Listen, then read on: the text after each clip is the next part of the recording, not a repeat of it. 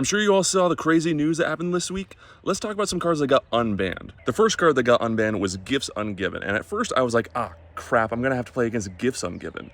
But then I thought for a second, I was like, wait a minute, I still have both my copies of Gifts Ungiven from back in the day. I opened Spellbook Jace back in 2018 and never used these and never traded them away, and now I get two of them I can play with. Holy crap. Gifts Ungiven is super duper powerful. It's a lot like Intuition, but you get to have one more card for one more mana. This card is insanely good. It's gonna go in nearly every blue combo deck that you see from now on. Break out your Aven Mind Sensors, break out your Strangleholds, because this thing is crazy. Next is Sway of the Stars. Now this card is very similar to Worldfire in that it resets everyone back to 0 and sets your life total.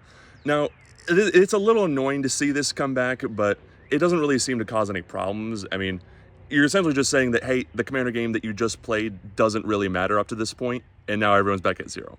So, whatever. I don't think this card is going to be played very often, but you will see it in some quirky decks. Next is Braids Cabal Minion. This thing is going to be really annoying. If someone that you know builds Braids, unfriend this person immediately. Braids is a little degenerate. All you need is a Soul Ring, because Soul Ring is still available to use. You can just turn 1 Swamp, Soul Ring, turn 2 Braids, and oops, suddenly no one can play the game.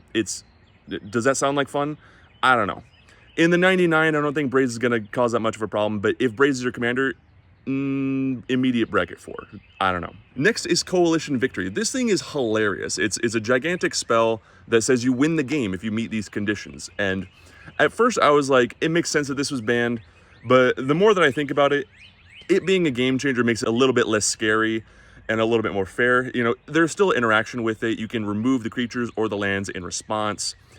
It's definitely powerful. You're going to see some silly decks running it, but I don't really think there's a whole lot to worry about it personally. And last, there's Panoptic Mirror. This thing gives me a little pause because I've had to deal with Isochron Scepter and all the shenanigans that comes with that over the years. So anytime I see imprint anything, bells go off in my head. You should be alerted by this card. Now, I'm no combo expert. I don't know exactly what kind of shenanigans that you can get up to with Panoptic Mirror, but if it's anything like Isochron Scepter, if it's anything like Paradox Engine, this thing is going to be something that you're going to look out for.